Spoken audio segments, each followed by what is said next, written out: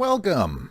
What began as a simple video with the idea of teaching you how to create a simple animation that moves a camera through a city with a special effect, brought to you by the Ivy plugin that most of us have seen, but perhaps a lot of us haven't given a second thought to.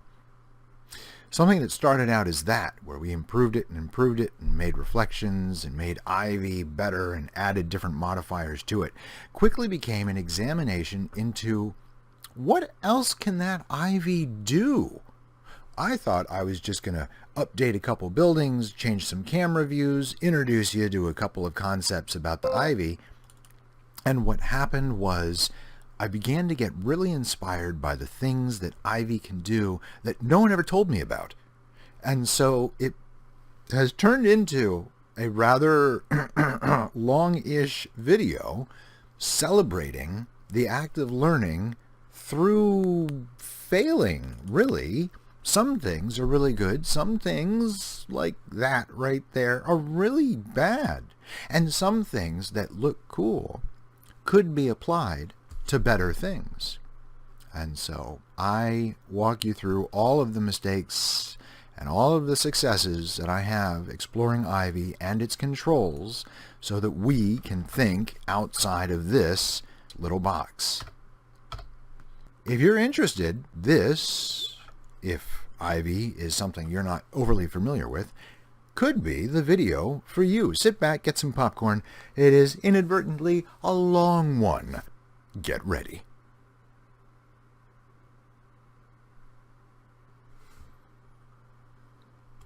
Hello. Hi. Hola. Let's take a look at the file that gave us my most recent result. It is a city, it is a ground, it is a cloud, it is all sorts of interesting things. There's a tree, which we don't really need to see right now. What am I hiding? I work on different layers, and so sometimes that's confusing and sometimes it's not confusing.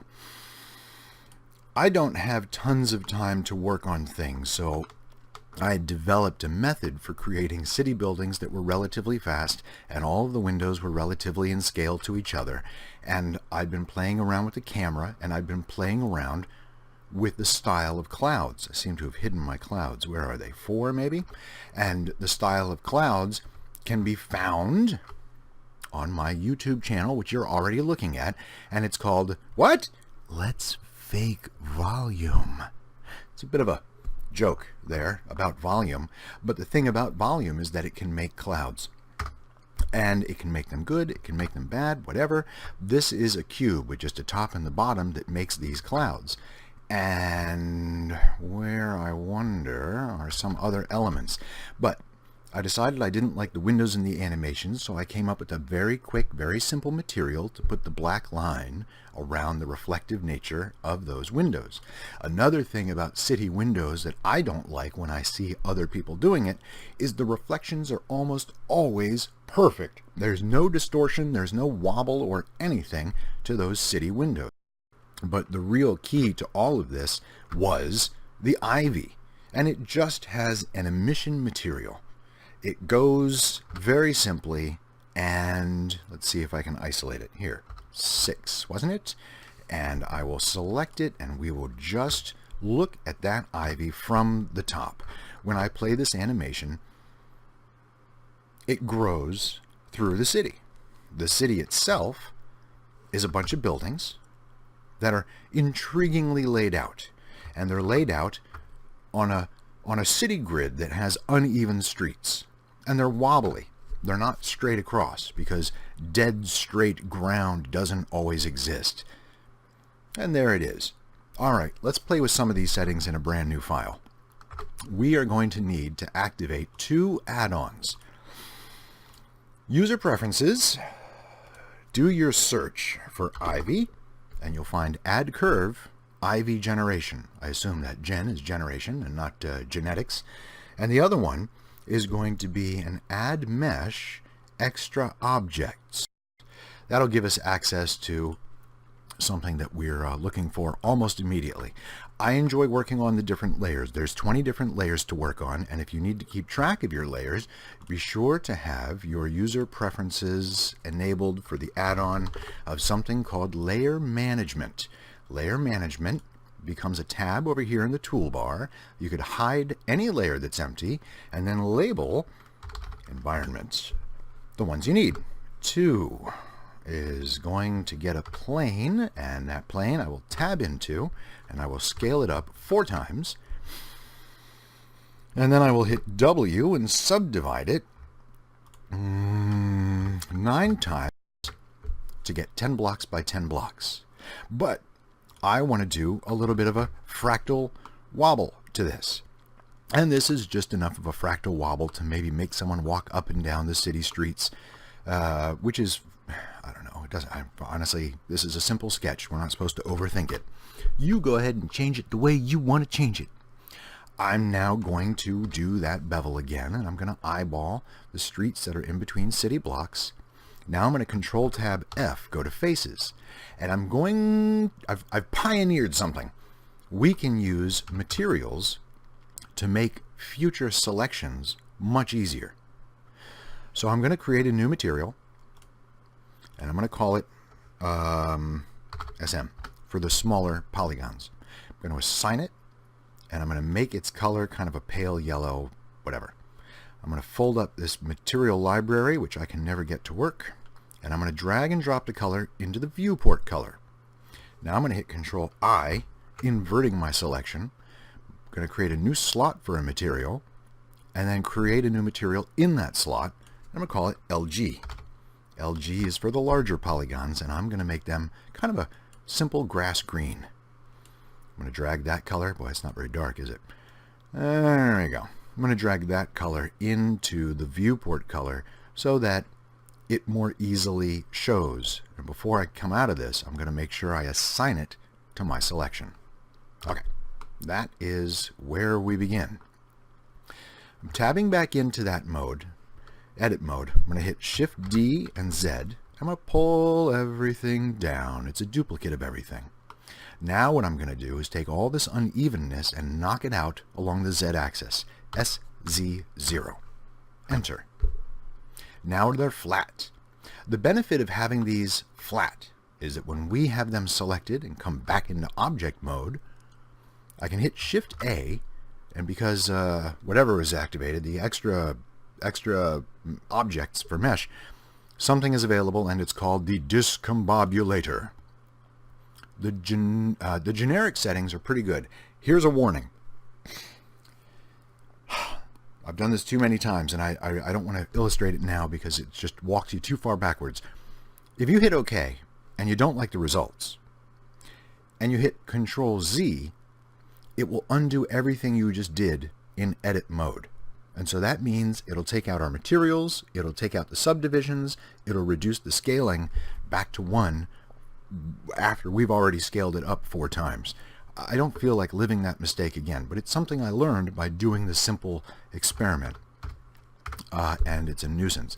After I hit 1.4 from a default of 0.4, I hit enter on the keyboard, and the discombobulator dialog lurches to the bottom.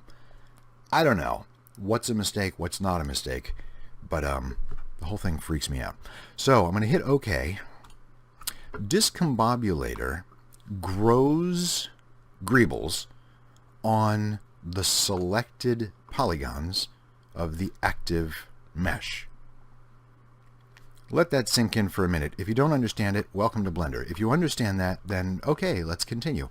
Now, let's move these buildings to a new layer, because the discombobulator mesh, which is here in the outliner, is its own item. And I'm going to name it Buildings. Otherwise, I'm going to get confused. Layer 2 I will call Ground. Let's go to Layer 3 where our buildings are. Here's something else I can't explain about the discombobulator. When we tab in, the whole thing is selected because naturally it's just been created from an active selection. You can make big mistakes right here if you change what you see. Relax. Deselect one of them. Go to whichever is available, and in this case it's the roofs. Make a copy. See how it just got the .001? Now name it roofs, or roof, or tops, or whatever. Good. deselect everything, go to the next one, and select that. Amazingly, the same name of the same material is actually applied to different polygons without the magic naming convention that every training video for materials in Blender tells us to do. So I want you to be very careful at this point. Don't change SM, because that may change the look of our sidewalks from the ground object. Hit the plus sign, make a copy of it, and now call this one windows, or buildings, which is usually what I call it. Good, we're done. Hit U. Light map pack, the default. What has happened? All of those polygons are now, in the UV editor, we see, done like this, with a little gap in between, and the long ones are long, and the short ones and small ones are small, and it's kind of cool because it's kind of to scale. And it's kind of cool because these buildings are tapered to be more narrow at the top than they are at the bottom. But their mapping doesn't really care. It stays straight to the X and the Y. A shortcut to get back where we came from is Control and your right or left arrows 4 or 5 times. See? Now, I want windows immediately.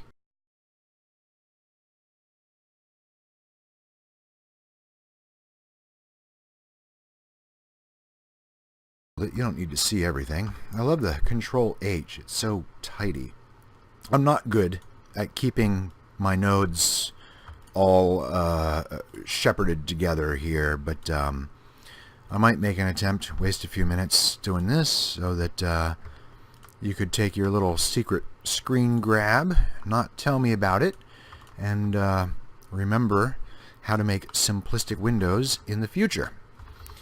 Okay, and I don't use groups, I don't use panels, there's so much I don't do with material nodes. But this is a basic way to do windows, and remember that the UV comes from light map packing for its unwrapping. Okay, that's all you get to steal. Now, let's hit Shift F9 and put this back to the outliner, and let me reacquaint myself with what the heck we're working on. It usually doesn't take me this long, but since I'm doing it for you, I'm going to make it take this long. Okay, 3 is my discombobulator building mesh. I am prepared to see where the camera is looking. I am prepared to tab into edit mode and Control Tab V to go to vertices. I am going to select this vertex where the camera, by the way, I'm using this because the camera is looking in that direction. I'm going to hit Shift S and put my cursor to the selected. I'm going to tab out. I'm now going to do something really weird. Ivy only grows up. If I hit Shift A, curve, add Ivy to mesh, we can see it. If I go to wireframe mode, it only grows up. There is a thing here that says gravity weight given to the gravity direction. So I thought that I would be really clever, go into Blender, and somewhere remember how to change the gravity. Gravity is negative 9.81 on the Z. I had put it, let's see, where the hell do I want it this time? Negative X. So I want it as a positive value on the X. Is that right? So that my Ivy grows negatively on the X. So it should be that the next time I build Ivy, I don't have to specify where gravity's going. Shift A, curve, add Ivy to mesh. It still goes straight up. So this is a brand new Ivy. I did not hit the update Ivy button. This is brand new stuff. Kind of disappointed that it doesn't actually follow gravity. So I'm, for no reason at all, just going to put that number back in the Z. I am going to come here. I am going to smile and nod politely at this Ivy and make it go away. Select my mesh that I want Ivy to be on, and you have to put the cursor where you want the Ivy to start. Ivy grows at the cursor. but the mesh for the ivy to grow on has to be where the ivy is created. All right. If you've never used Ivy before, there are actually some fun things you can use it for. But what I need to do, I never turn this in object mode. Maybe I'll turn it in object mode and see if that makes a difference. I'm going to RY90 so that the ivy grows through the streets of my city. What it looks like, I got to bend my city straight up. Doing this in object mode has changed the rotation of the object. If you don't understand what I'm saying, then just play along and smile. I've done this in edit mode with the rotation and no good. Now I'm trying it in object mode for the first time. Oh. And I will continue with this experiment to see if it sniffs out gravity based on the orientation of the object. I don't even know what I just said. Let's try some ivy.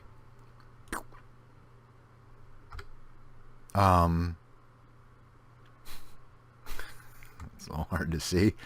I could use some work. It started going against normal gravity, but then it like followed the building up the side. Let's try that again. I know that in order to make it grow through the city, I have to change quite a few details of the ivy. Like, that's silly. It's ignoring me. It's just ignoring me completely. Ivy size, go, leaves, no thanks. Max length, go big. Actually, for experiments, we'll just use 4. Ivy size from 0.02 to 0.04. So material is a little bit more visible. And these weight settings are the ones you want to play with. Current direction, you want it to keep going that way? Sure. Random? Oh yeah, man, I love random. Gravity weight? Although it ignores the direction of real gravity, it pretends its own Z positive, Z negative gravity exists, so that's a good idea. Adhesion weight, will it stick to the buildings? The maximum float length, well, I need it to jump across streets, so I'm going to raise that float length. Maximum adhesion length, I want it to not stick so strongly. So from 1.0 to 0.65. I don't have to create a new thing. I can just update the current. See what that looked like. Now that looks like it's crawling in an interesting and scary and provocative direction. You really get a handle on this when you put a material on it. Seeing it just like this is a little vague, and I know that. I want to make a new one that goes even farther. So good for me. So Shift A, curve. Because I was messing around with things, it's going to make a new one no matter what. It remembers the old settings, but now I'm just going to go big. I'm going to say 10. For the length, I like it sticking. I might do a little more sticking, because that's intimidating and spooky. The weights, honestly, really, I'm just going to leave those. Might as well just do a new seed, and I will update whatever it thinks is there. The longer the ivy is, the longer you will be waiting. It sticks to the buildings, it climbs, and where was that camera? Oh, because I turned it sideways. That's good enough. Good, great. Let's take the building. The buildings are Y90. Minus. Enter. Let's take our ivy. RY minus 90. Let's take our second ivy. RY minus 90. Let's look through. Oh yeah. Now that ivy's coming at you. But it's not really coming at us yet, is it? I don't know. Let's hit Shift Z. Let's render something. Let's throw on the ground. That ivy is just kind of bone white. It doesn't have a material. Let's make a new material. Let's call it ivy. Leave off the Y, because it's funny that way. Change it to an emission shader. And now change the color to an ivy green, which is sort of like a horror movie Ivy green, I guess. Change the strength up to 5. Ooh-wee! And now select that second Ivy bit. If you've made 2 or 3 or 4, select the next ones and then apply the material to it. That is like bright green scribbles. Wow. But the reflections are pretty cool. And it's scary if you're a toddler. I want the Ivy on layer 4. M4. I take this Ivy and put M4. Let's just look at 4. Select everything. Hit decimal on your number pad. There's the Ivy. Can we do something cool with this Ivy? Can we make it grow? Yes. Because it is a spline. Where is that proof? Here we go. It's a curve object. The curve object has something here called bevel factor, and the resolution has an end and a beginning. And the beginning is the beginning. I know I don't have to explain this because you're looking right at it. It's just slick as snot. I'd never played with it before, and after playing with it, I decided I like it. So you could chase the end with the start and have jittery pieces of glowing ivy trace an invisible path. And you can also alter the location of that invisible path using a modifier. So before we animate this, let's just stick a modifier right on this thing right now. It's going to be a wave. I'm going to hit Alt-A, and it shows you right now what wave is doing. It's a bit much. Considering our buildings are only this big, each wave spans an entire building. That's way too much. There is speed of the wave, and we could certainly slow that down from 0.25 to 0.05, although that always seems to give me some weird starting problem for offset. And we could also change the height of the wave to something way more quiet. From 0.5 to 0.05 now puts our wave kind of like at scale. It's still like 12 feet in size. 0.005. Now the pulsing of the ivy is like, it's like a foot. So if you were standing there on the ground, you'd be like, ew, it's coming at me, it's throbbing, but it's not punching through buildings. That's okay with me. So I'm really not going to change much of anything else because this is going a little longer than it's supposed to go. And those other settings are for you to play with. I'm going to hide the active thing, select this guy, unhide with Alt-H that guy, Shift right-click, select him so that he's the main dude. Selected, and Control-L. I will make a link using the modifiers, so now that modifier is going through the other one as well. And this other one has its own modifier, so I can tweak the settings with a little offset, although I've never really experimented. Oh, that worked. Okay, so a -5. I think that's frames. Yep. Modifies the starting frame. Okay, cool. So that other one is so far away, it won't really matter. Yeah. That other one is so far away. Okay. 4, did I say? Their material is right. Okay, let's animate now their appearance. I'm going to do them each separately because they are different depths into the city. So I'm going to go to the spline object, and I'm going to begin at 0. I'm going to go to this curve object, I guess, and begin at 0. Awesome. I'm going to right-click that beginning and insert a keyframe. I'm wondering if I should make this one shoot out some sparks. Is that the big one? Okay, I'll do that with the small one. Now, I'm going to go to the other Ivy curve. shoot out sparks. I just keep making this more complicated for myself. And insert a keyframe in its end. Damn. Why do I do this to myself? I want to have what? I want to have this outpace the other. Alright, so now I'm going to do this one keyframe. I don't know why. I'm going to go to the halfway point for our animation, which is like 1, 2, 5. If you use your, if you use your default timeline, that was not a good idea. I'm going to do it where I'm supposed to do it.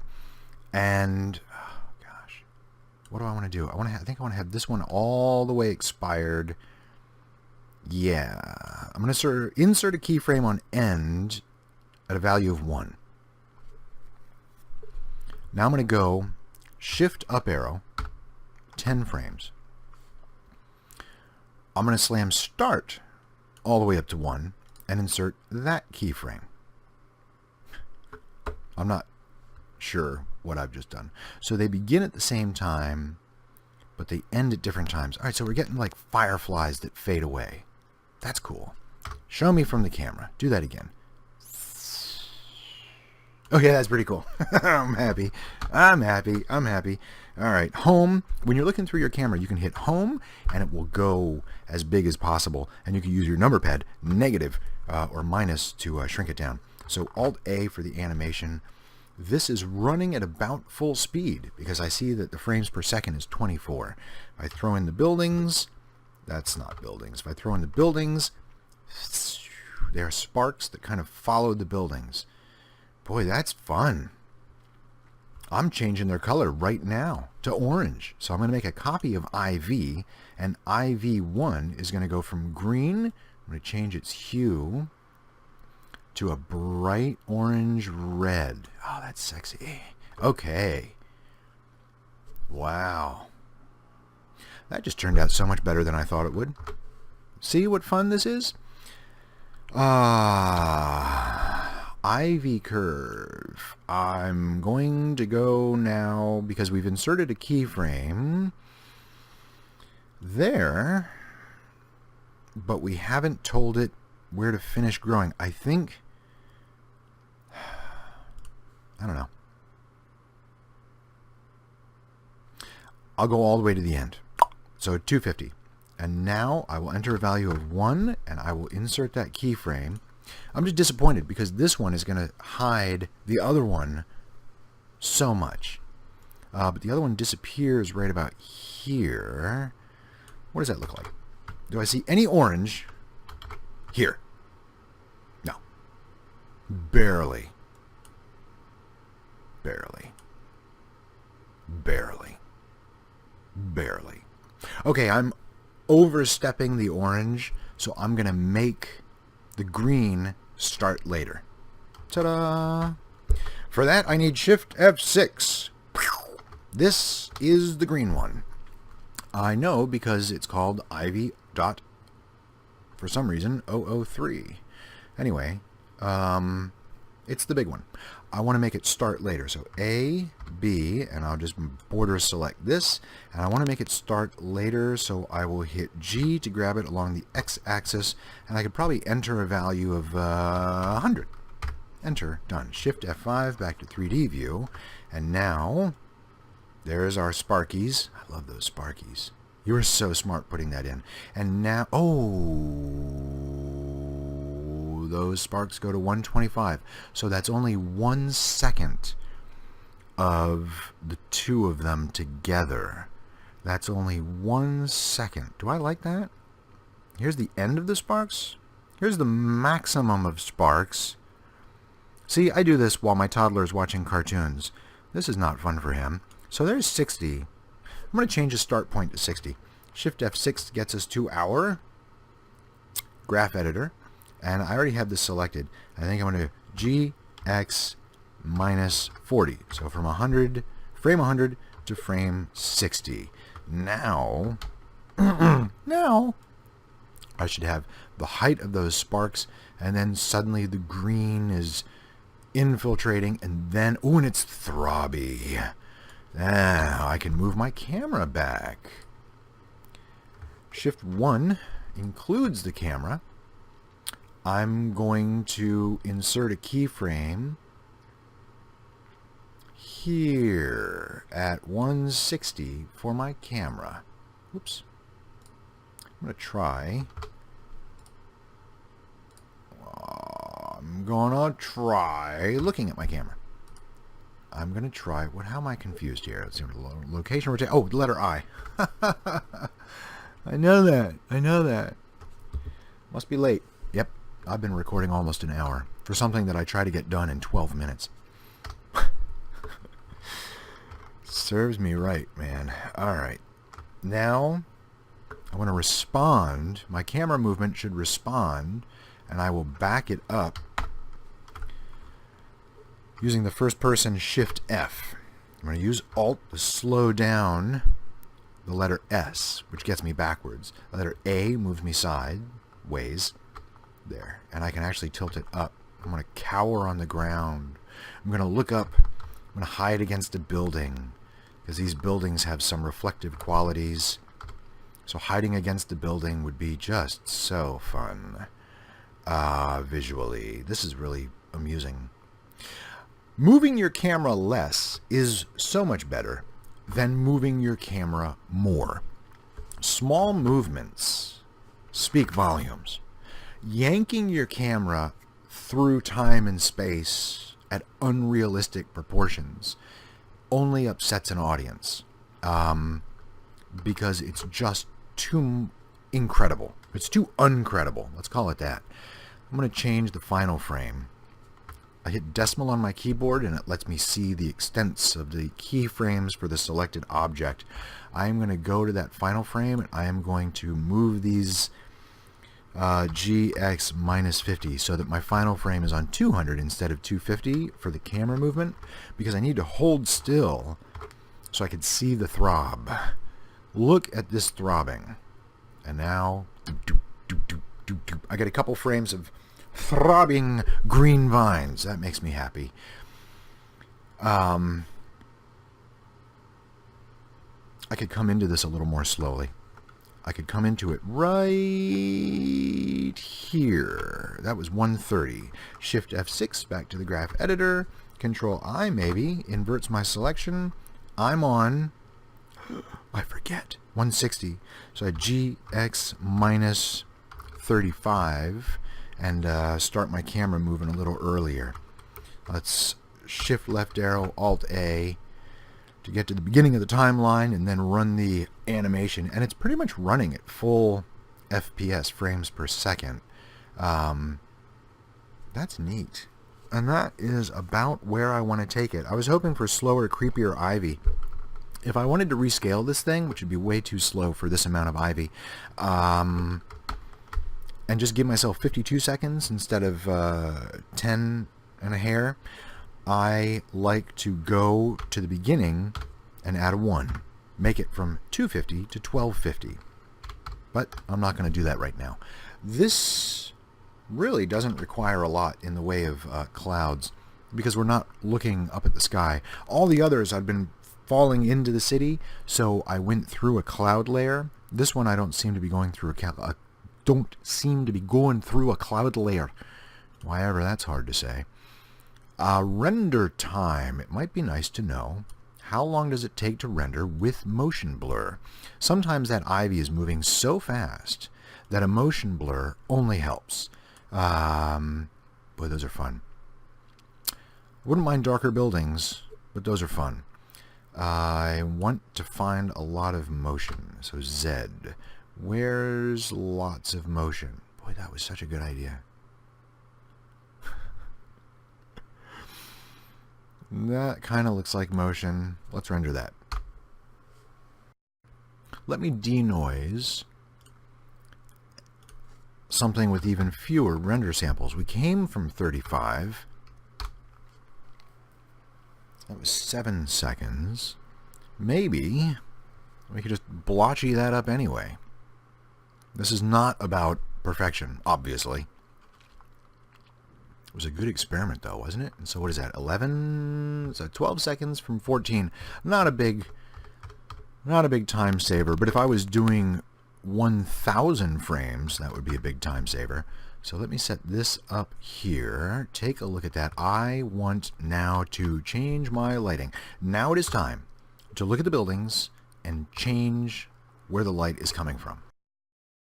I'm going to make my light, the period on the keyboard, or the comma on the keyboard, roughly the same direction as the camera. I just want to light that one building up. I should be able to get a lot of good strong shadows up front, and then have a like a beacon in the background almost. That's so far away. This is where you can begin to tinker with some ideas of light strength and shadows and how things bounce around. There's an edge of a shadow. All right, you know what? There. Let's just make it the crunchiest edge ever. Now, more shadows, more shadows. That building is still in the light. These shadows are not very dark. That's kind of annoying to me, and it's something, after going to Miami on vacation, I'm very disappointed by. The filmic look is great until you want really dark shadows, and then the filmic look is like, it's like a heckler. It's just, no matter how hard you try, you just can't get shadows dark enough. It's nice that you can light the scene, but then it becomes a pain in the ass because you can't make it dark. So what is in charge of that? The diffuse bounce gives me some darker shadows. Transmission, I have to confess, I don't really know what transmission bounces are. I don't see a huge difference, but maybe transmission is light. Oh, that was cool. What? That's funny. Look at that distortion here. That circle distortion really threw me off. Oh, I don't have my layers all activated. One more. There it is. Is that transmission? 4 and 0. I'm going to pretend it is. Ha! Now I'm going to make my light bulb, which is a sun lamp, even sillier and stronger. I'm going to go to Shift F3 and go to my environment, and I'm going to make my environment even bluer and more unrealistic than it is with RGB curves. Drop that in. I will tug the foot inward a pinch, inward more of a pinch. I think I'm doing this right.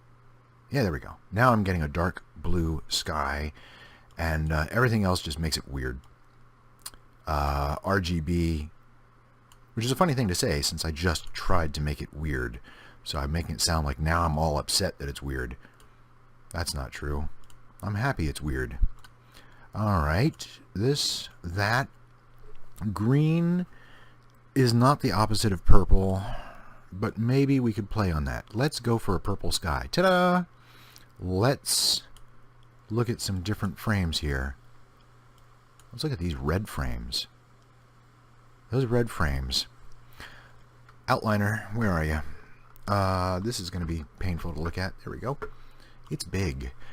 Is this my red one? Yes, the first Ivy was my red one, and I want more screaming red out of that. I wonder if I'll double it. That's so cool. That was so smart. Flying sparks. So when you make a fire and you have your flames and your smoke all figured out, and you're trying to figure out what kind of particle system am I going to use for the sparks coming out of my campfire, offset the end and start equally, and you will get campfire sparks. Here I only offset them at the end, so they grow in size. Ivy, as I've been thinking about it, when you grow it like this, is also really good. Like, let's look at the other one. Is also really good for things like the regeneration of veins and arteries in a hand. Because here, I'm using the Ivy in a building, in the context of a bunch of squares from Discombobulator. But if I'd modeled a hand and the bones of a hand, and then animated it growing back, and had the Ivy following, it's not very smooth, but there are ways to smooth it out. Because it's a curve, you could go into edit mode. forget how big it is when the bevel factor is changed. But you could go into edit mode, find all the sharp ones, and then select similar, or just select them all and do a subdivision. Or you could smooth.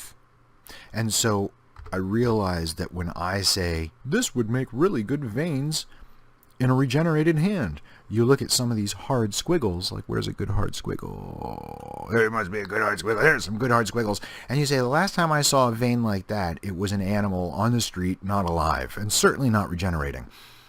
But to you, I tell you, that is the good kind of failure. That's when you go and find the solution. So although it's a curve and not a mesh, you can still come in here and smooth these out or subdivide them.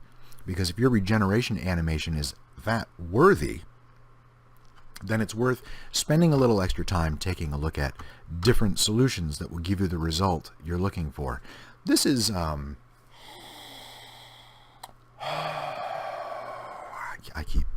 never looked at the ground so much in one of these animations, and I keep teetering on doing clouds, not doing clouds. There's a whole video on that. So I don't think I'm going to do clouds for this, but I think I'm going to render this and just see what it looks like. This is the render of what we just did.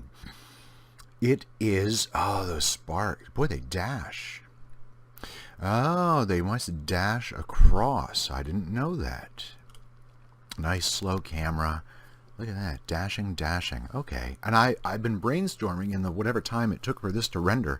That does look pretty neat. And for a toddler, this is super. What a thrill. I could have photographed more at an angle to get more reflections on more windows. I could have increased the bounces on reflections from 4 to like 16, so that the windows keep reflecting and keep reflecting. I gotta say though, if the camera were just sort of moving a little in a sort of a handheld way, those reflections would continue to kind of zig and zag just a little bit, and instead of freeze the way they're freezing right now. That's something that I might run a little differently. But here's some of the brainstorming I did just in the time that took to render. What kind of time are we talking about? That was about 12 seconds. And according to my calculator, 12 seconds times 250 frames is 3,000 divided by minutes, 50 minutes, so like an hour. You can do that, watch a cartoon with the toddler, have one of these things render, get a little story. I mentioned that we were stuck with the roof. And then I remembered we're not stuck with the roof. Some of you may have caught on to this already. Take the roof, go into edit mode, make sure nothing is selected, go to your faces and select the roof. Do a UV map that is just a regular unwrap. And now, instead of having all those different faces show the different colors, when you go into your UV editing and you're in tab mode, you can now, sorry, let me set this up, Control Tab F to get into the faces, hit the decimal on your number pad. Down here you can tell it to do the pivot as a bounding box center for everything, or individual origins. If you do it as individual origins, so I was not completely prepared for this. There we go. You do individual origins. Let's find a good one that shares a color. Sharing a color. They don't seem to be sharing many colors. Let me shift F3 very quickly here and make my noise really small. Now they're shifting colors. Oops, and I don't know how to get back to that. UV image editor. Okay, see here they are sharing colors because the noise is very small. With the pivot center being individual origins, I can hit S and scale each of these islands down and down. Control button, I can snap to decimals, so 0.1.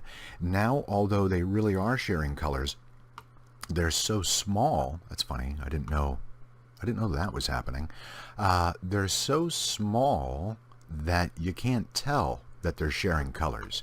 Now it looks like each one has its own individual color, instead of 4 polygons splitting it into confetti.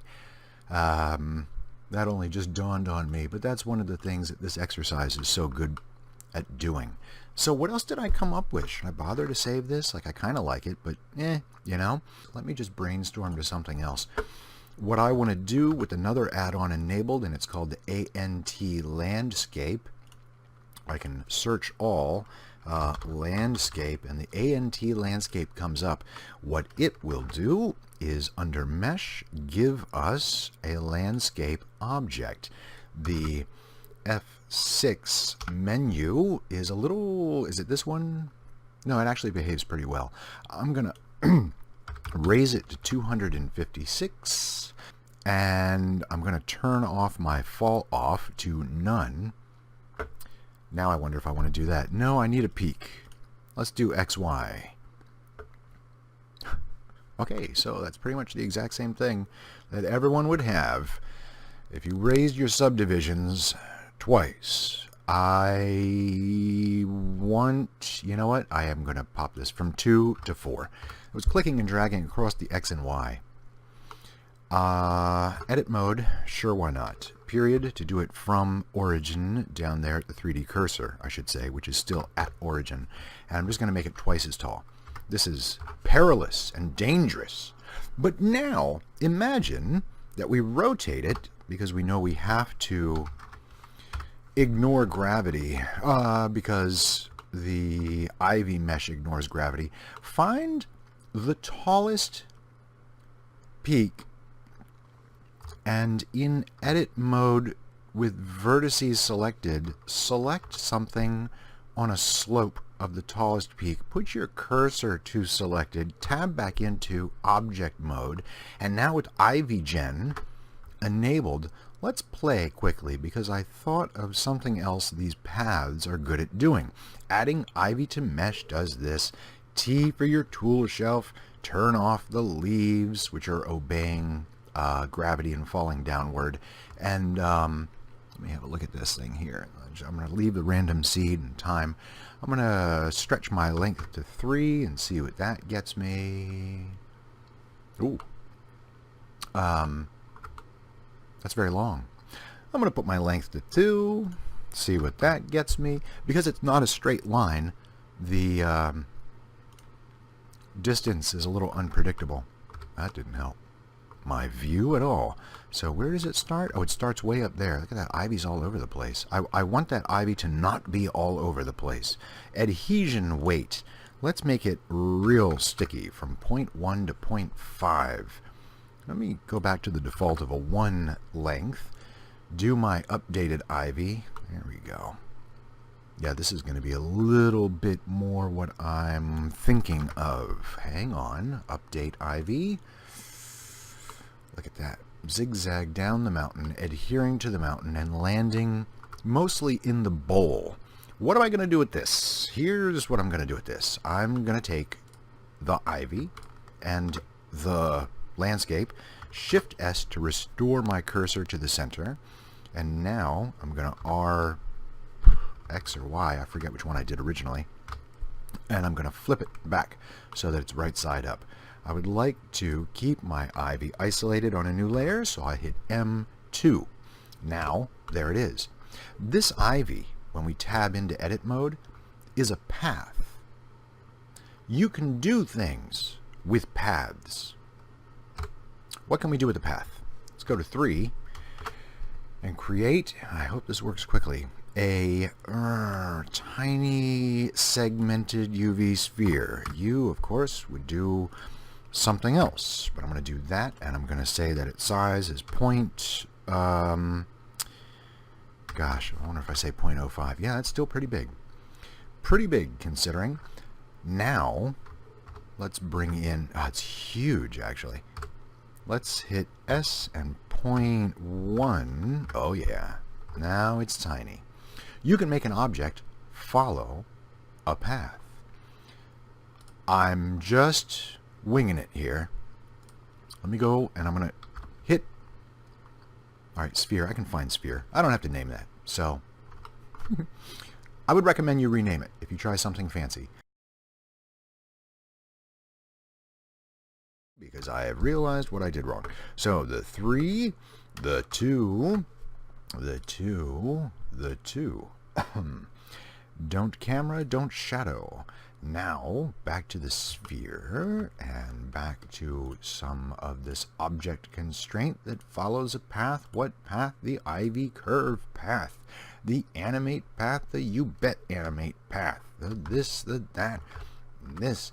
There's an interesting effect because it is lit up. I didn't want it to light up anymore, so now that's kind of exciting. They're sharing materials. Oh, sphere. No, forget sphere. Ivy curve. Transmission. Maybe that answers that question. Volume, diffuse, glossy. Was it diffuse? It was. Funny. Anyhow, now, the time is 250 frames. Parametric position set to 0. Go to sphere, and then suddenly that sphere is, I think I just clicked that, ready to fall down the mountain. Oh, he went down the wrong side. That is sad. So this skier, there he is. This skier, he seems to be, that's not much of an emission material. I got confused. Okay. I assigned something to the wrong thing.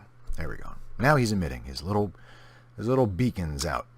And this skier could go down the mountain, except he's a little confused, and he goes down the wrong side, which is okay, because he's a skiing lifeguard, and he's now looking for other people.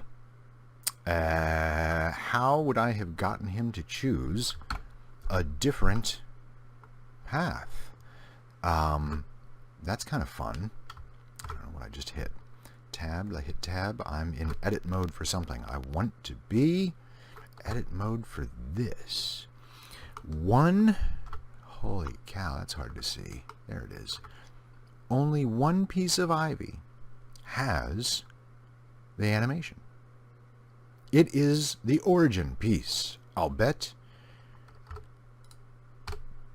Yep. That is the origin piece of Ivy. The origin piece of Ivy is the only piece of Ivy to pay attention to. If you snap into it, edit mode, choose one of those, Control L to choose all their friends, Control I to invert your selection, and then X all the other vertices. How fishy. Oh, he comes back. Crazy Ivy. So he goes down the mountain, he walks around, he looks, he goes into the dark place, he can't find, he comes back up the hard way, and then skis down the mountain again. Okay, with a whole lot of time, apparently. That's funny. You could animate lots of little skiers going down mountains and crawling around. They would look like perhaps ants following a separate path. I kind of hesitate to redo all of this just for the sake of getting another path. What could I have done? I could have separated the other paths. That's what I could do. Let me see where Control Z is going to take me. Hey. Edit in. So, okay, let's... this is awfully complicated. It's hard to find another head, isn't it? Like, that's definitely a head. I wonder if I should just separate him. P. Okay. Separate? Yes. Good. He is now separated. What else starts where? This one looks kind of promising. It's not. It crawls all over the place. This is fun. There's one. There's one. Oh. Ooh. Ooh. Okay. Yes. Control L. P. Separate. Tab. Pick him. Use him as a path. What is he called? Ivy Curve.002. And now we have a circle skier. Let's... Where the hell is that circle skier? 2, 3. There he is. He's on 3. Let's make a cube skier. Tab in and scale 0.05 times oh my gosh, 0.05, I think. No. Scale again, 0.1. Okay. There he is.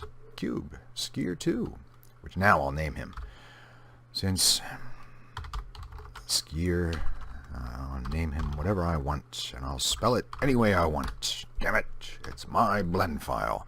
This is now going to do the exact same thing. It'll follow a path called Ivy Curve 2.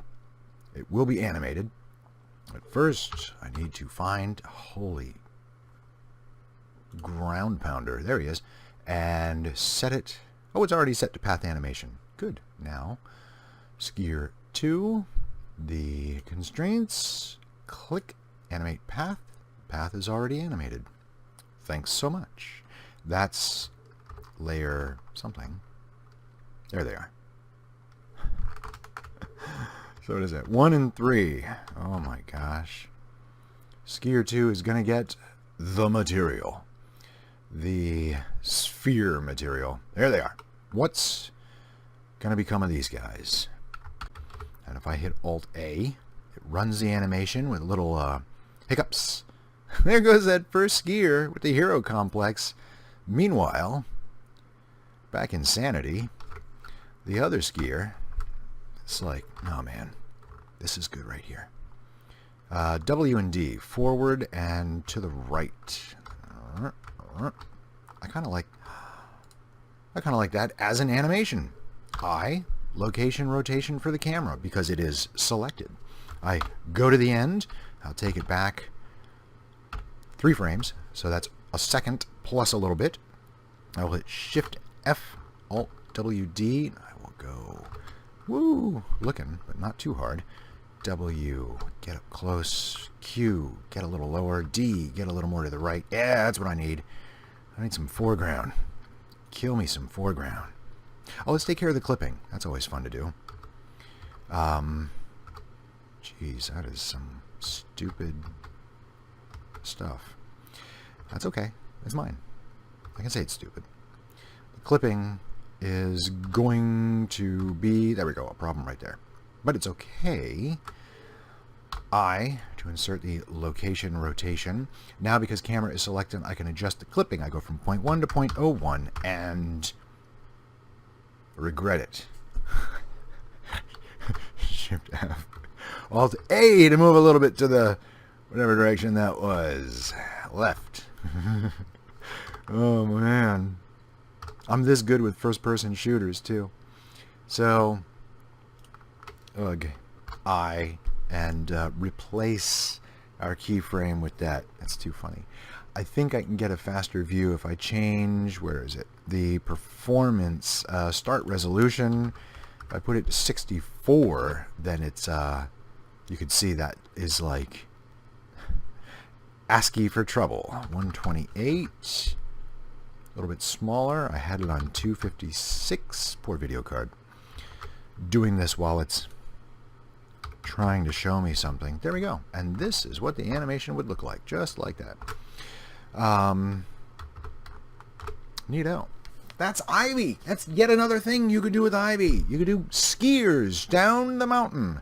It takes a long time to negotiate all the details. You just hit RZ until... Oh, yeah. Oh, yeah. That's it. Okay. It takes a long time to pick out the paths for different skiers, but then once you have picked out the path for different skiers, voila! Your Ivy sticking to the mountain, giving the skiers some sort of path. And these are obviously intelligent skiers because they're going uphill. But I suspect if you tweaked the Ivy settings constantly with a mountain with a good trough, and you did the adhesion factor a little bit high, maybe the gravity factor a little bit high. Oh, there's a direction factor. That's right. I'm not going to do it, but let me just remind myself what is here. Ivy to mesh. Look at it crawling up. Give me your skiers. And what do we have here? Primary weight. That is the direction. Current direction. You turn everything upside down. You let your ivy grow up, but you increase your primary weight. Heck, why not? To 1 instead of its default 0.5, and then suddenly your skiers are going up the hill until you turn your mountain over. Then they're all going down the hill, which is actually kind of nice. That it's kind of nice that I'm so darn smart. There we go. Now imagine that's a bunch of skiers. You really would have a... you'd be spending so long separating all those paths. But hey, maybe it's worth it. What? One more? Sure.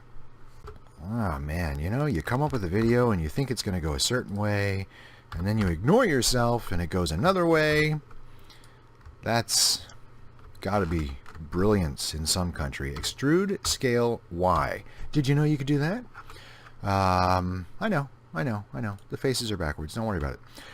Control, Tab, F, all those faces. Tool for the toolbox. Shading, UVs. Recalculate, please. Okay, flip. Fine. Whatever. Wow. Wait. Don't deny me. All right, deny me. Get out into object mode. Click your data tab and say double-sided. Go back into edit mode and continue working on your edges. These are going to extrude on the Z, and now these guys are going to extrude on the X. Dun, dun, dun, dun, dun. Just gonna wing it right there. Gonna go to faces. No, I'm gonna go to this face. Ooh, you know what then? I'm gonna do this. Somebody wants a mantle. It's me.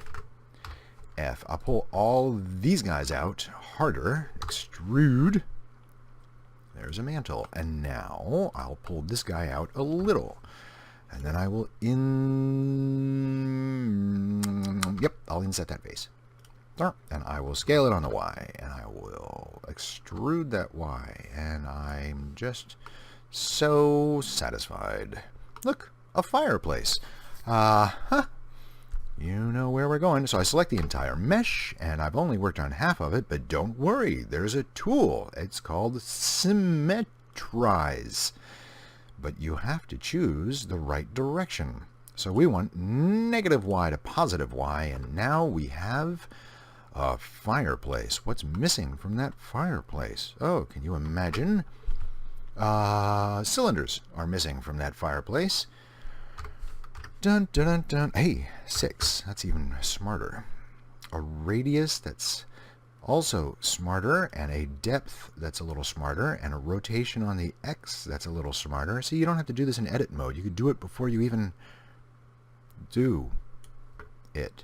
And you can raise that sucker up. Hey, marvelous. Tab into edit mode. Hit the W. Do... Oh, I don't like that. Change your mind. Go to Control Tab Edge, because I need these to be a little bit more even. Now just do those long edges and increase the number of cuts until they're like busy. This is 10. Just coincidentally, you can't click and drag beyond 10. But did you even try? You can type in up to 100, but you can't type in 101. It's one of those secret Easter eggs of Blender. Oh, look at that. That looks just like a long piece of candy that came out of someone's mouth.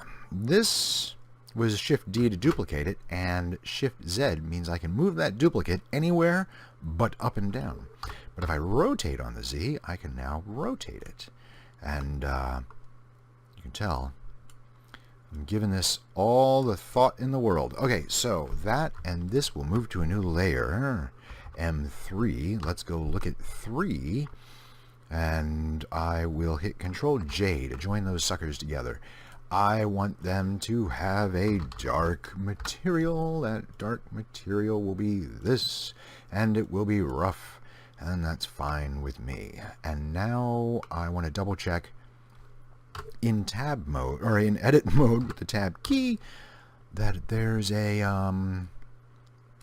vertex here where I can hit Shift S and put cursor to selected. Okay? Now, this is going upward.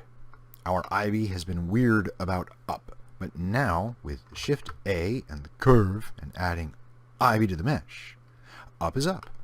I don't know where the hell it is. There it is. No leaves. Thanks for the leaves. And that's pretty swell. Let's go 2.5.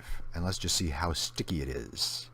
Okay, climbs all over the place. There's a setting for that. Adhesion weight. It's already 0.10. Wow. So how about a max float length, or minimizing the maximum adhesion length to 0.2 from 1.0. Now, max float length from 0.5 to 2. Like, yeah, thank you. Thank you. That's what I'm looking for. So now let's really increase the primary weight from 0.5 to 0.1. And that, honestly, is going to be a really dangerous fire. You know where we're going with this, right? Sparks, man. Sparks. I will tab in. I will select a new vertex to put that cursor to. Tab back out into object mode. Hit Shift A. Create another curve. And I only wanted it to come from another location. I'm going to change the random seed and hit update. Ivy. Whoa. I'm going to limit that length to 1.5 and update that Ivy again, so it's a little more. This is going to be a seriously dangerous fire. Let's do one more, because who's not a glutton for punishment? Just to see the excitement this produces. I should have chosen it from underneath. Control Z.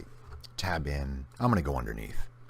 Shift S, cursor to selected, tab back into object mode, Shift A, curve, add Ivy to mesh. What's going to happen? It went behind. It didn't go anywhere. It didn't go anywhere? It did. Oh, it went through the thing. Whoa. Hey, that's cool. I did not think it was going to go through. Let's try a new random seed. And it went a little to the side. Fun, man. So in case it goes through, what do we do? I mean, I don't mind it going through. Primary weight. Maybe let's just lower it a bit and see if it allows it to bunch up and stick. Primary weight originally, I think, was like 0.1 or something really low. And in case it was 0.5, I'll put it to 0.5. Still going through. That vertex must be like dead center at the bottom. Ask me if I care. Now, random weight. That's fun. Haven't messed with that much. Okay, that's pretty random. Good. Now, what are we going to do? You know what we're going to do. Let's give that Ivy a material. Let's call that material Ivy. This time, I'm going to put a Y. I'm feeling proper. Let me change it to emission. Let me change it to ember color. I'm sure there are fancy things we could do to change that ember color. This is 3. This is 2. This is 1. Got it. All right. I didn't give this a dark material. What are these called? I was thinking of the old name. I forgot. Fireplace is something. Forget, like, geez. You know what? I'm never satisfied, am I? All right. F5. Let's do my preview. My favorite thing in the world. Mess with these things. There's this. What did I do? Oh, it's the back. Okay. Brick texture. Pretty ridiculous. It's the back, you dummy. This is not helping. There's that. Okay, generated was a whole lot nicer. We need to do some rotation, don't we? Let's rotate. Do I feel like this? Yeah, I feel like it. Let's rotate it. what would this be? It would be, I'm going to have to do this with objects. I can't concentrate. If I rotate the X and then the Z, 90, good, and then the Z, and that's what it's going to be. So our bricks are up here, and then we have a very clever black fireplace down on the bottom. Let's change the scale to something more brickish. 2 is good, and we will introduce some color to these. Let's do a mix RGB over here for color, and change it to brick color, please. Dark. Nope. Color doesn't matter. Value doesn't matter for color. It's just looking at the color. If you changed this to mix, then everything else would matter. Nuts. Was overlay going to do us a good job here? Come on, overlay something. Yeah, no. Overlay. Oh, nuts. There we go, nice and fast. Okay, cool. Let's do that. Let's do this. Let's do this. Oh, yeah. I was sitting by the fireplace, just enjoying myself, really, when suddenly my voice became mousy. It was terrible, man, terrible. Displacement, do I feel like it? I don't. I don't feel like it. I'm going to just get this to where you already know it should be. One moment, please. And pull the end all the way to the end. Insert a keyframe, insert a keyframe. If I feel like jogging these around, I will do it in the curve. The curve editor. Shift left arrow. End insert. Start insert. Go. Shift right arrow. End to 1. Insert a keyframe. Type in 0.975 for start. Insert a keyframe.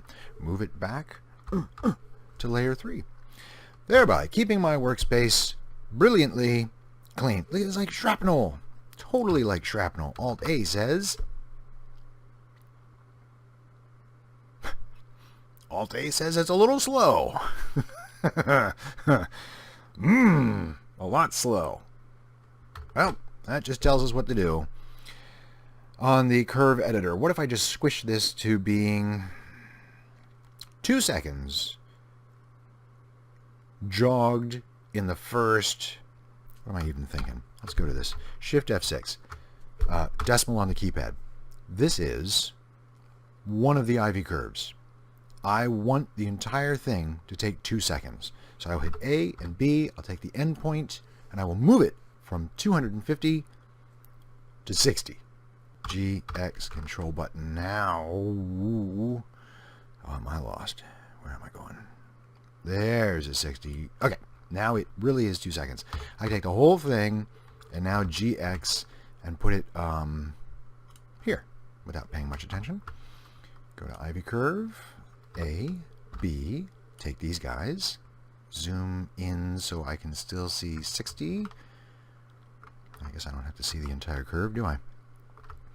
GX with the control button. It is now 50 seconds. A to get it all, period to see it all. And GX, well, the other one was 20, so maybe I'll do this one. So sneaky. So random. It's amazing. A, B, these, G... Oh, man, I wish I could just type in... What is it? 190? Is that the thing? So GX minus 190 puts it at the... Yeah, puts it at the 60 mark. Zoom in, zoom in, zoom in. There it is on frame 60. Take the whole thing. Where is it? Period. Select everything, hit the period on the number pad, hit G, and just good luck, man. Shift F5. When does it end, I wonder? Probably at frame 100 is good enough. It's still more like a weird... Oh, and they never go away. Anyway, this, my friends, is just a proof of concept. You are macho. You can do this yourself. I'm going to stop it at frame 100. Yeah, forget fire. We're just talking about the sparks. I know. There should be a flame. And I was so close to making a flame just for fun. But these are going to be sparks. Just for more fun. Let's go find the first spark that comes out. I do wonder what those are going to look like. It looks just like an explosion of sparks. It doesn't really look like sparks. I will render this. Okay, Ivy sparks. Just in the time this rendered, I had another idea. But here we go. It produces a great deal of light and then holds still because 0.975 doesn't actually chase the ivy all the way out. Now I wish the camera was a lot closer. But it is kind of fun to see it just sort of bring, go up. This could be magic lights appearing inside a tree at night. Now imagine you use the tree to have the ivy grow along. And then suddenly, bum, all of those little tea lights just appear to grow out of the ground, follow up the trunk of the tree, out the branches, and then get stuck up in the leaves. That would actually be really pretty, I think. So what did I do last night while I had pretended that I had the time? I made a tree, and I used a plugin. I suppose you new users would like to know how to make trees real easy. You could do tree and add the curve sapling tree generator. I assume gen for generator. I did. And this is the default small maple or something. And it allows pruning, it allows leaves, and I, once again, have given it very simple materials, which is what, brown, green, and no material at all on the sphere that it's sitting on. Use the tree exactly as is and have some ivy growing up that tree. The leaves are a combination of diffuse and translucent, and back-facing dictates which happens when. Back-facing is the back of a polygon, and I don't think I turned on double-sided, so that helps too. The ivy starts at the base of the tree, and then I've somewhere got, whoops, where's ivy? How many ivies do we have? Where's this ivy? Oh, there it is. That ivy is, oh, I experimented. I had not animated this. I experimented by imitating the creepy crawl. So here's the creepy crawl downward, and you can see this ivy has color. I thought I'd play not just with emission, but plugging in the Voronoi as cells with a scale of 5, using a point mapping, which is kind of unnecessary, from object. And the result of that is, actually it's not very impressive, let me just warn you. Calculating, what is it calculating? A bunch of mystery light, but I can't remember what mystery lights. And the other, whoa, Shift F9. Where's that ivy? This one, I'm going to hide it right now. This is kind of a fun mess because it's all activated right now going up the tree, and these are potential paths. The problem with having it so strong and so strongly lit is that the colors have a tendency to get lost, because when you have an emission shader really, really strong, whatever color is being emitted, the value, is that right? The value or something, it gets closer and closer to white. Where's a color? I don't have a color. Let me get the right words for you first. RGB. The right words would be, the stronger the value of an emission, the less the saturation. Okay, that's what it is. So because it's the less the saturation, the closer it appears to just being a bright white. I tried to fake animate some sparks. Let me see if I can get this rolling up a little bit. It's overwhelmed because I tripled the ivy. I didn't make 3 ivies, I made 1. And then I just rotated it 120 degrees around the 3D cursor, which, Who knows if that was the right choice or not.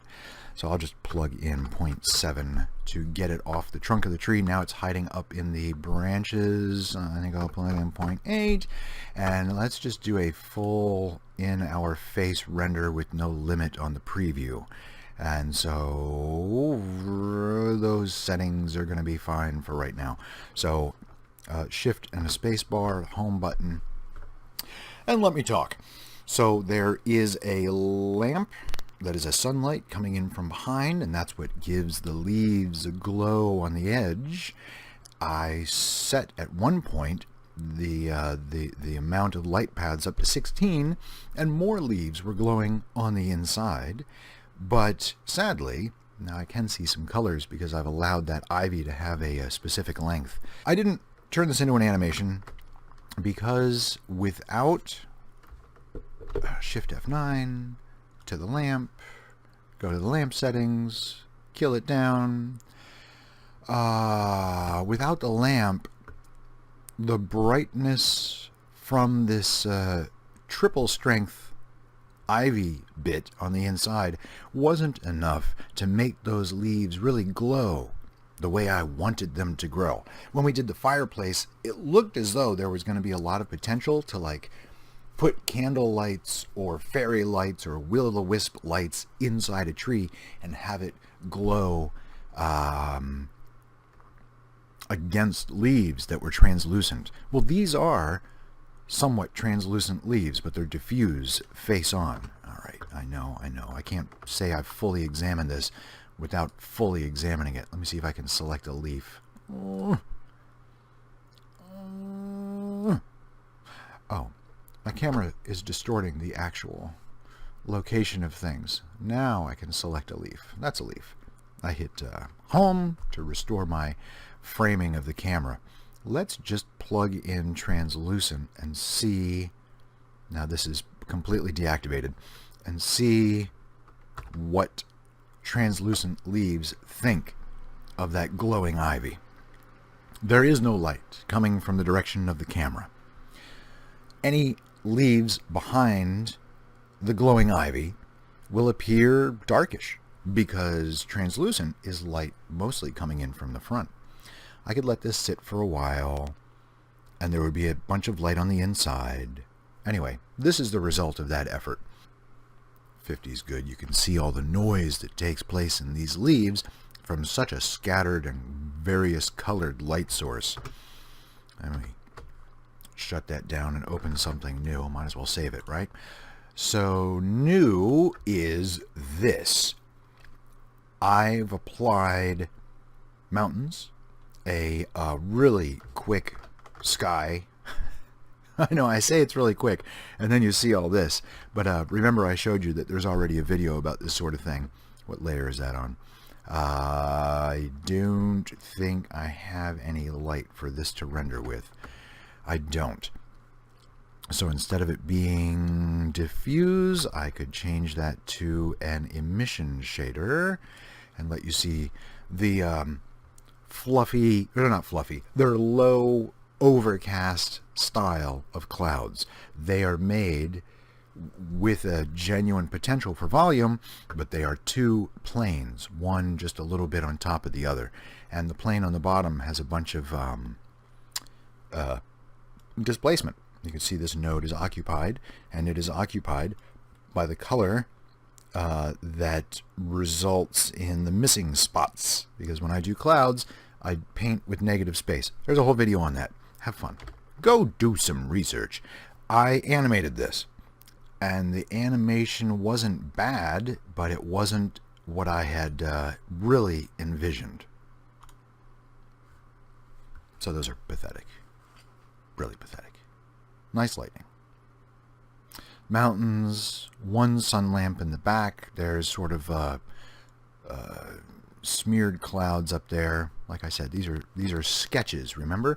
15, 20, 25 minutes just bashing things together.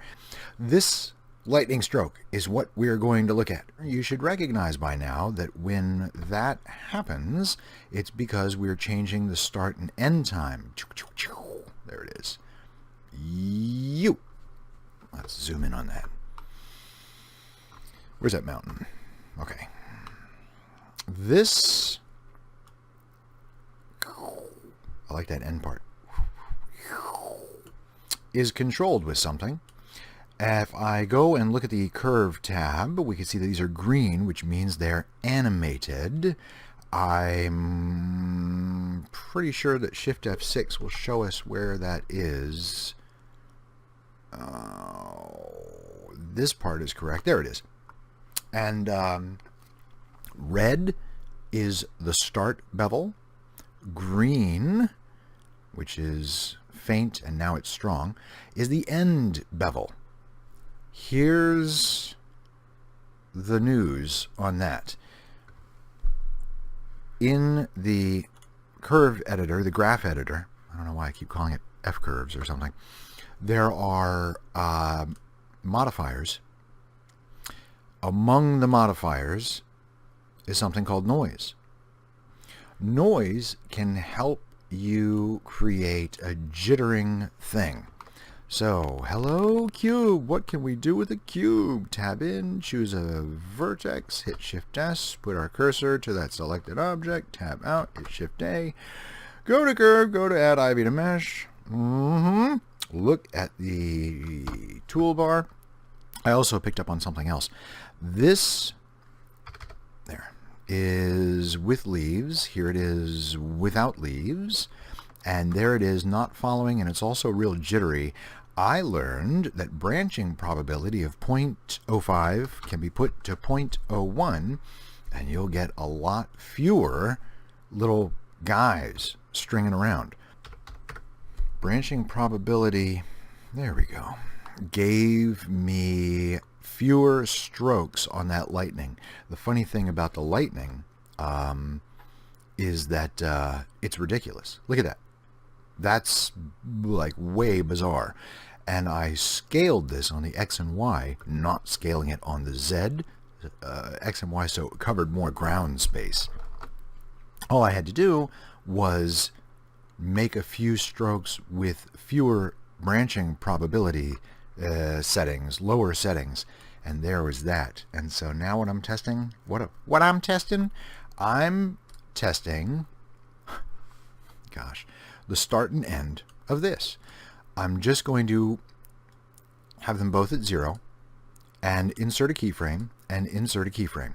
Good. I'm going to set my camera right there so that we can, oh my gosh, so that we can see growth. Good. Shift F6 will get me to that graph editor. Shift F5 for 3D view. 0 on the number pad. Gets into the camera. Home fills that space, and I will stretch this for you. And let's make noise control that. Okay. N. And I double check that there's a start bevel factor and an end bevel factor. I go to modifiers, and in the start bevel factor, which I had to click with a left click, I can add noise. The noise is all over the place. The noise is operating on a keyframe that was at a value of 0. So anything that the noise does, we may consider adding to the keyframe, which was 0. Let's pull this out so you can get a better look. Noise doesn't care how long your timeline is. It just goes crazy. It does the entire thing. The scale increases the distance between peaks and valleys. The phase sort of changes the the noise of the peaks and valleys. The depth increases the amount of noise within each peak and valley. Default 0. Scale default 1. Strength takes what you've got and kind of multiplies it by the factor you are adding. Since start's maximum value is 1, we only have to concentrate over here at the value of 1. If one of our peaks touches 1, then we have enough strength. This is not one of those parts of Blender that can go above 1. Like just 1 is 1. It doesn't keep creating curves and geometry. Okay, good. You got all that. Offset takes exactly what you've got and slides it however many frames to the left or to the right, or earlier or later. Good. Now, let's make this sucker over here not happen for the full 250 frames. Let's choose 24 frames, so it happens in a second. Let's restrict the frame range, and let's start it at 24. Let's extend that 24 frames by adding 24 to our start frame. Well, there it is. This is exactly what it looks like on the graph editor. So now in our animation, you can see it's 24 frames of a start that goes actually a little bit beyond 1. So I'm going to lower the strength. So that's pretty much clipping at 1. Oh, okay, good. We can ease in and out of this little mohawk of noise and just click and drag how many frames does it take to quiet down the noise that this modifier has added to the animated key of whatever you animated. I mean, really, this could be anything. This is how they fake the handheld look for cameras. This is how we're going to fake the jitter of the appearance of that lightning stroke. And so I think I'm not going to mess with it. But what I am going to do is increase its scale so it's a little more mellowed out. Remember, you're looking at 1 second. So this is 1/3 of a second for a peak, 1/3 of a second, and then finally 1/3 of a second. Like, that's not a lot of time for an audience to examine something. Okay. Now, let's copy this. Instead of remembering all these numbers, let's go to the end bevel factor.